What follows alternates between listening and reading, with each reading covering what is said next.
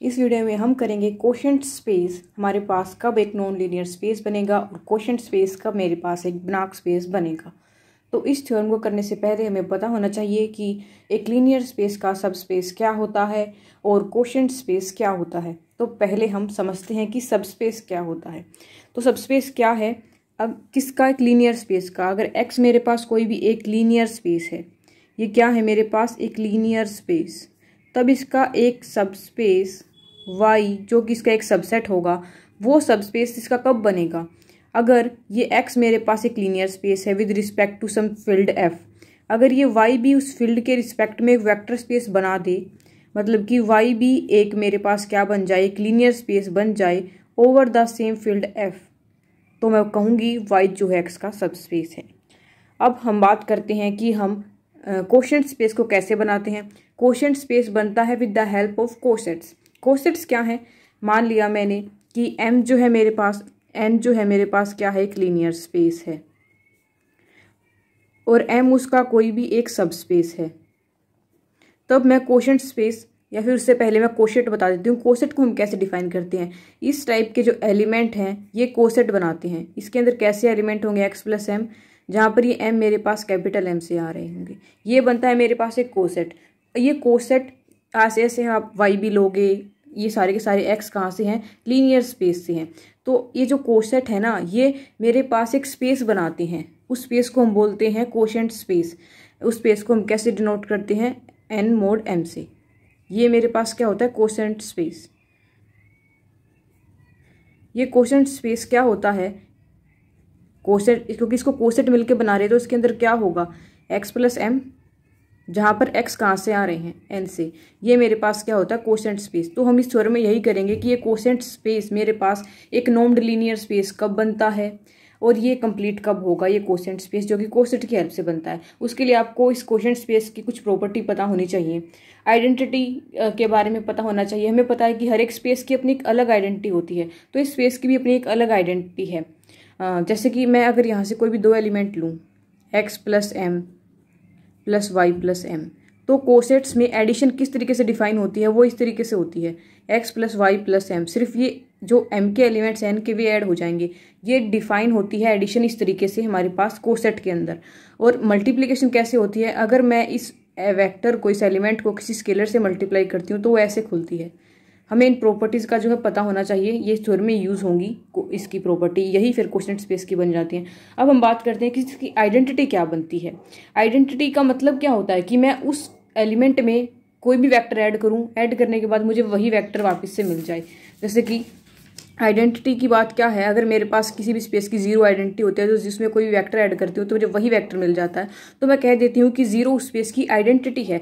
वैसे ही इस quotient space की आइडेंटिटी क्या होगी? इसके अंदर किस टाइप के एलिमेंट्स हैं? एक्स प्लस एम, जो एक्स कहाँ से आ रहे हैं? एन से। तो अगर मैं ये कंसिडर करती हूँ जीरो प्लस एम, क्योंकि मेरे पास एन क्या है? एन मेरे पास एक नॉन लीनियर स्पेस है, तो इसके अंदर आइडेंटिटी है, तो मैं जीरो कंसिडर कर सकती हूँ कि जीरो मेरा कहाँ से है? एन से। तो जीरो प्लस एम मेरा एन मोड एम से गया। अब मैं कहती हूँ कि यही मेरे पास इस स्पेस की आइडेंटिटी बनती है। क्यों?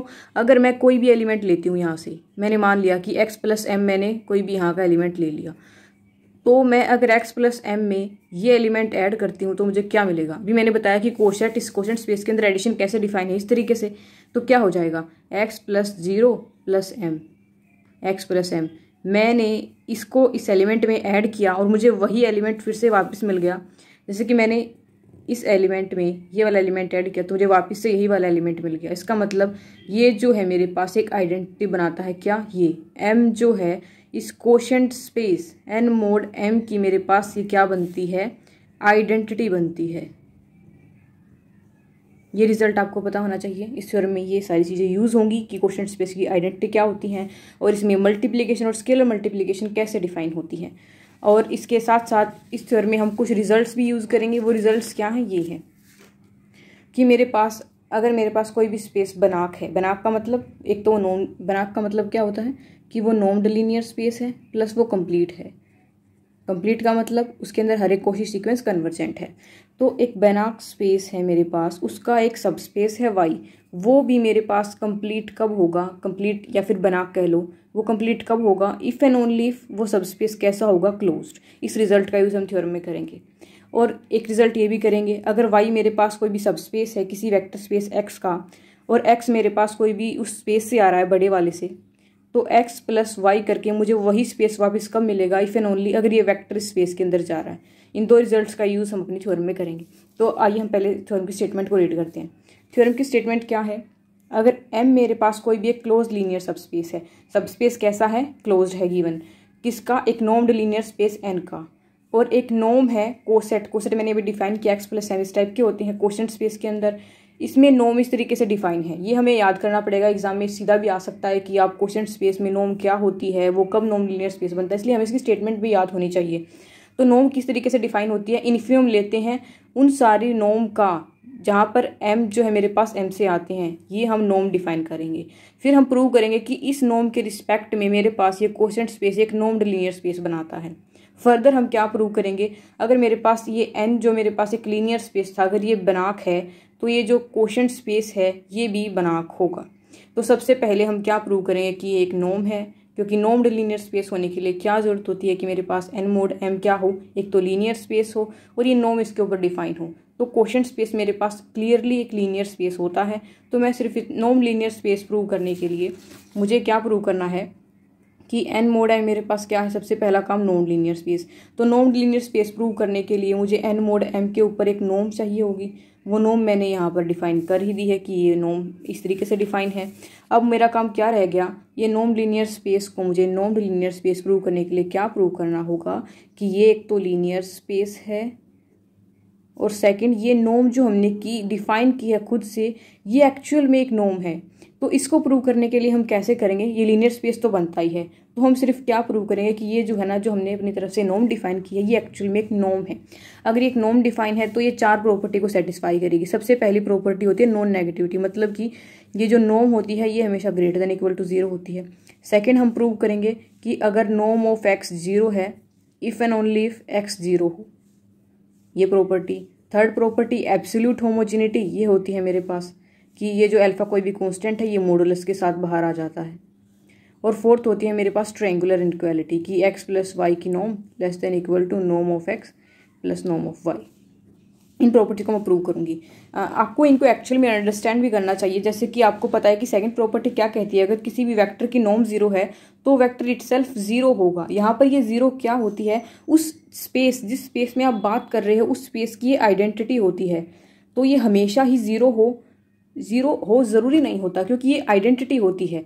0 लिखना इसका मतलब ये नहीं है कि एक नंबर है, ये इसका मतलब है कि ये उस स्पेस की आइडेंटिटी है और ये वेरी कर सकती है। जैसे कि मैंने बताया कि ये जो कोशेंट स्पेस है इसकी आइडेंटिटी m होती है। तो यहाँ पर हम क्या काम करेंगे कि नॉर्म ऑफ वेक्टर 0 लेके हम क्या प्रूव करेंगे कि वो एलिमेंट 0 के इक्वल आ जाए, मतलब आइडेंटिटी के इक्वल आ जाए।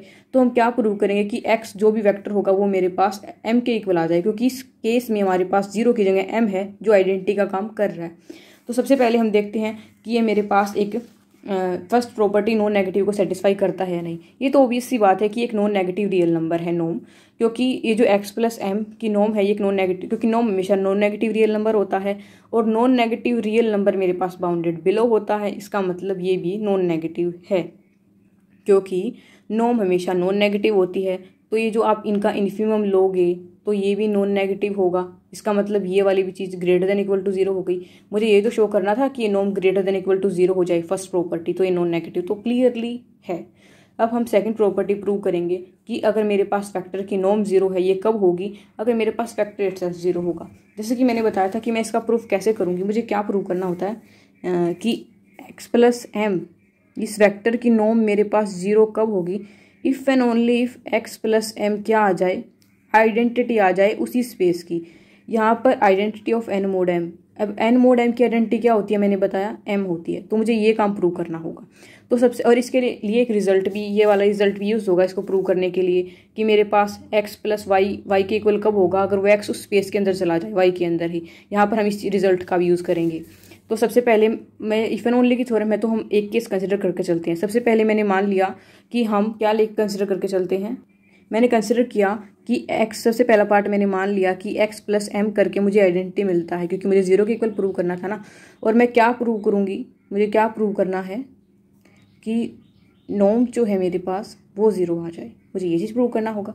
अब मैंने बताया कि ये चीज़ कब होती है, इफ़ एंड ओनली इफ ये वेक्टर किस में चला जाए, एम में। अब हम इसका प्रूफ स्टार्ट करते हैं। अब एक्स प्लस एम की नॉर्म कैसे डिफाइन है, इन्फीमम ऑफ, ये कैसे डिफाइन है, infimum of norm of x plus M.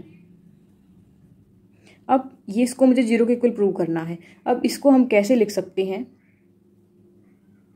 Infimum of norm of Y में इसको लिख सकती हूँ। क्यों लिखा मैंने इसको वाई, क्योंकि ये जो वेक्टर है एक्स प्लस एम, इसके अंदर किस टाइप के एलिमेंट जाते हैं, एक तो एक्स प्लस एम, जहाँ पर एम सारे के सारे एम से आ रहे होते हैं। लेकिन इस केस में ये एक्स भी एम का ही एलिमेंट बन गया, हेयर ये जो एक्स है ये भी एम का एलिमेंट बन गया। तो एक्स प्लस एम पूरा एलिमेंट किसका बन गया, एम का। उसका नाम मैंने वाई रख दिया, वाई एम से जा ही रहा है, इसलिए यहाँ पर मैंने वाई रख दिया इस रीज़न की हेल्प से।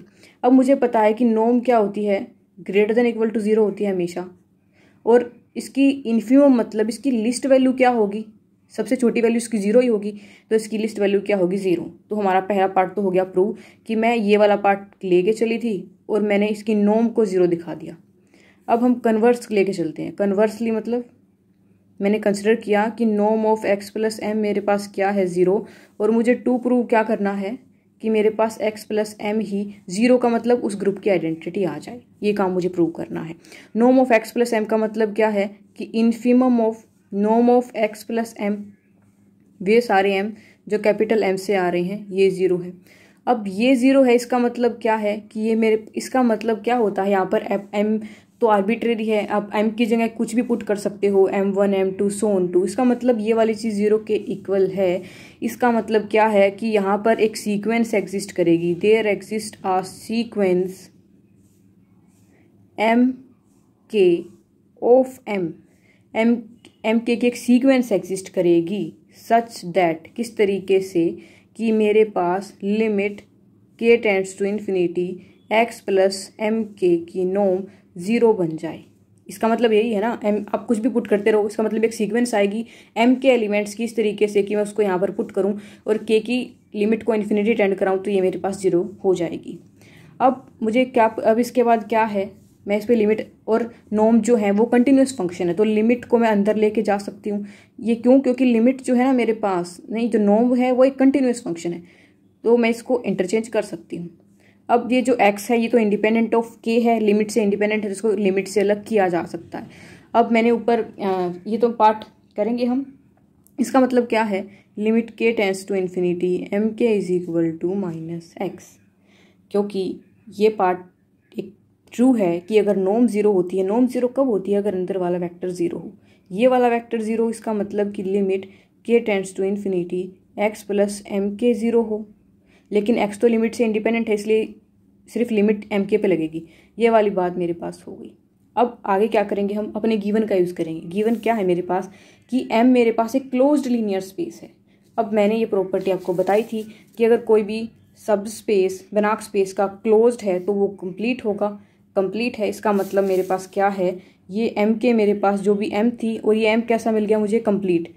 कंप्लीट का मतलब इसके अंदर हर एक सीक्वेंस कन्वर्जेंट होगी। अब एम के इसकी एक सीक्वेंस थी, इसका मतलब ये एम के सीक्वेंस कन्वर्जेंट होगी। और कन्वर्जेंट का मतलब जिस पॉइंट पे वो कन्वर्ज कर रहा है वो पॉइंट भी उसी स्पेस में होगा। इसका मतलब ये एक्स भी एम में ही जाएगा, एक्स भी एम में जा गया। और एम मेरे पास एक वेक्टर स्पेस है, सब स्पेस है तो वेक्टर स्पेस भी है। अगर -x एम में जा रहा है तो एक्स भी एम में जाएगा।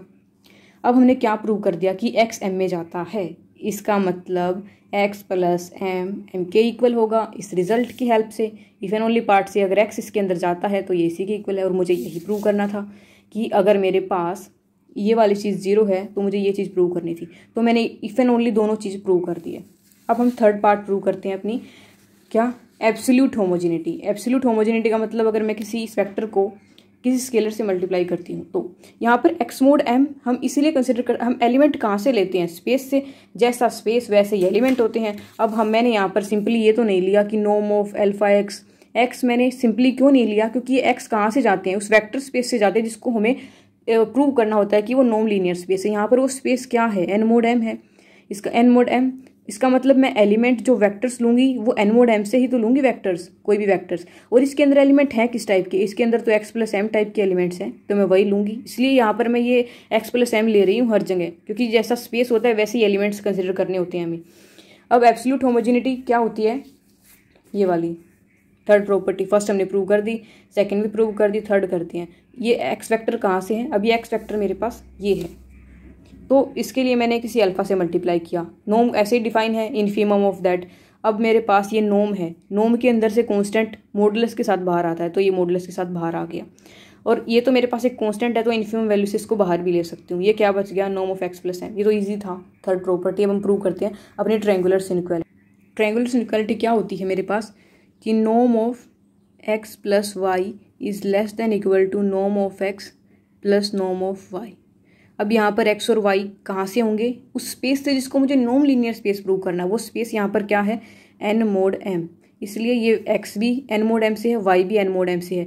तो x की फॉर्म क्या होगी, x प्लस एम, और y की फॉर्म क्या होगी, y प्लस एम। ये चीज़ मुझे प्रूव करनी है, अलग अलग वेक्टर्स इस तरीके से अलग हो जाएंगे। तो मैं इसकी ये वाली side, left hand side consider करके चली। अब मैंने स्टार्टिंग में ही बताया था कि कोसेट्स के अंदर ये एडिशन किस तरीके से डिफाइन होते हैं, सिर्फ वेक्टर ऐड होते हैं। अब नोम किस तरीके से डिफाइन है, नोम किस तरीके से है कि इन्फीमम खुल जाएगा इन सब का। अब m तो कोई भी एक आर्बिट्ररी एलिमेंट था, m को मैं m प्लस एम डैश भी लिख सकती हूँ क्योंकि तो आर्बिट्ररी था। अब मैंने इसको अलग अलग कर दिया x प्लस एम के साथ। ये इसी तरीके से जैसे इसको ऐसे ऐड कर सकते हैं, तो इसको ऐसे हम उल्टा सेपरेट भी कर सकते हैं कोसेट की प्रॉपर्टी से। x को m के साथ, y को m के साथ, हम ऐसे ही एडिशन डिफाइन करते हैं कोसेट के अंदर। अब हमने इसको अलग अलग कर लिया, अलग अलग कर दिया, तो ये क्या बन गई, नोम of x plus M, Nom of Y plus M. तो हमारे पास एक ये जो है n mod m, मेरे पास एक नॉन लीनियर स्पेस तो बन गया। अब मुझे इसको प्रूव करना रहता है बनाक स्पेस, वो हम सेकंड पार्ट में करेंगे।